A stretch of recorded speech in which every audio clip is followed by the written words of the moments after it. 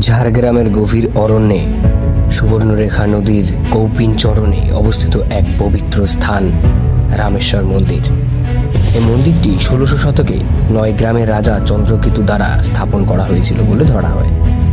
মন্দিরের গর্ভগৃহে একসঙ্গে দ্বাদশ শিবলিঙ্গ কেন্দ্রীয় প্রতিমার রূপ রাখা আছে। এমনকি মন্দিরের এক পাথরের ষাঁড়ের মূর্তি ও পুরাতন কয়েকটি স্তম্ভের নিদর্শন আজও বেঁচে আছে।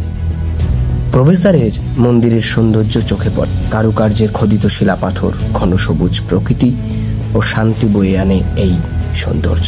লোকমুখে প্রচলিত আছে রাম ও সীতা এই স্থানে দেবশিল্পী বিশ্বকর্মার সাহায্যে মন্দির নির্মাণ করাতে বলেছিলেন।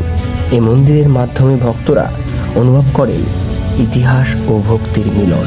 যেখানে পূর্বপুরুষরা বিশ্বাস করতেন এখানে একবার পৌঁছালে হৃদয়ের মনের কথা স্বয়ং মহাদেব শুনবেন।